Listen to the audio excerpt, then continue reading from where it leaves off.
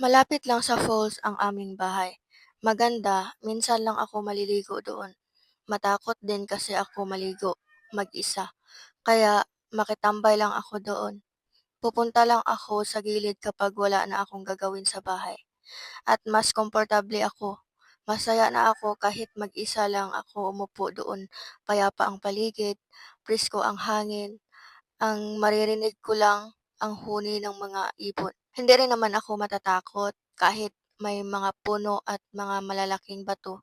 Gusto ko pa magtambay, ayaw ko ng maraming tao sa paligid ko. Ayaw ko ng maingay. Kahit sabihan nila ako na huwag kang pumunta doon, baka kunin ka ng mga nakatira dyan. Mabuti pang makipaglaro ka sa mga pinsan mo o kaya dito ka na lang sa bahay para kung may utos ako, hindi na ako tatawag sa'yo. Pero nakakapagod din minsan, yung tipong ikaw na lang uutusan at gumawa sa lahat parang ako lang ang mag-isa sa bahay. Tapos bawal kang sumagot, papagalitan ka pa lalo. Kahit magtampo ako, wala silang pakialam. Sa tuwing pupunta ako doon parang mawala lahat ang nararamdaman ko. Hindi ko alam kung bakit hanggang sa may nakita akong maliliit na daan. Nilakad ko yon ng dahan-dahan kasi may mga bato na maliliit baka maslide ako. Pagdating ko doon, may malaki pa palang lugar doon. Sa tagal ko nang pumunta doon sa tabi ng fall, may lugar pa pala katabi lang din. May mga halaman at puno kaya hindi ko napansin agad. Ang ganda, may garden ng mga bulaklak, ang bango pa at akala ko ako lang mag-isa dun. May tao palang nakatingin sa akin. Pinansin naman niya ako. Ako pala si Abby, sabi niya at sinabi ko rin ang pangalan ko. Ako po ay si Jane, sabi ko. Ang bait niya, buti hindi siya nagalit. Nag-uusap kami at naging kaibigan. Nagbakasyon lang pala sila sa malapit sa amin at balak na nila tumira dito. Pinakilala din niya ako sa mga magulang niya.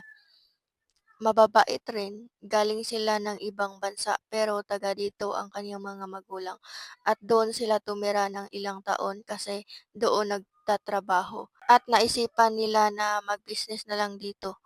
May nabili rin silang lupa sa hindi kalayuan sa amin. Hindi lang makikita ang kanila kasi may isang bundok at mga puno bago makarating sa kanila mula sa aming bahay. Ang laki ng bahay nila at may flower garden sila kaya simula noon dalawa na kaming pumunta sa tabi ng falls. Magkwentuhan sa mga bagay-bagay. Pareha kami na mahilig sa adventure.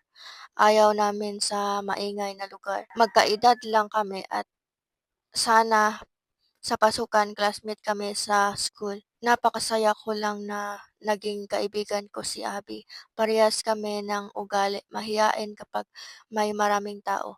Pero kung kami lang dalawa, kahit saan pa mapunta ang pag-uusapan at naintindihan niya ako, sinabi ko sa kanya ang mga problema ko.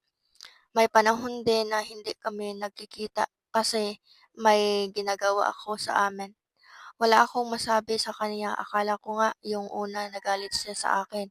At sabi niya mabait naman ako sa tingin niya at nakita niya pala ako na nakaupo kung saan ako madalas pumunta kaso nahihiya siya sa akin.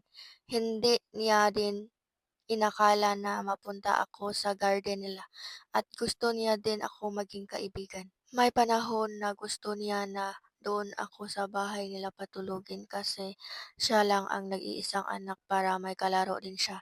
Pero sinabi ko na magpaalam muna ako sa mga magulang ko. Kaso hindi ako pinayagan. Naintindihan niya naman yun. Kaya para hindi siya masyadong malungkot, pupuntahan ko na lang siya sa kanila. Minsan wala ang mga magulang niya sa kanila kasi may nahanap na ng pwede mapwestuhan ng kanilang small business. Ayaw din naman niya sumama. May helper naman sila pero malulungkot pa rin. Masaya na yan siya kapag pumunta ako sa kanila. Minsan pupunta yan siya sa amin e pagpaalam niya ako kung may pupuntahan siya.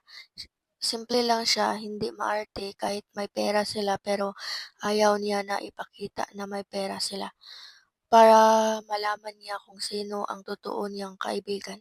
Yan daw kasi ang itinuturo sa kanya na piliin mo ang kaibigan mo.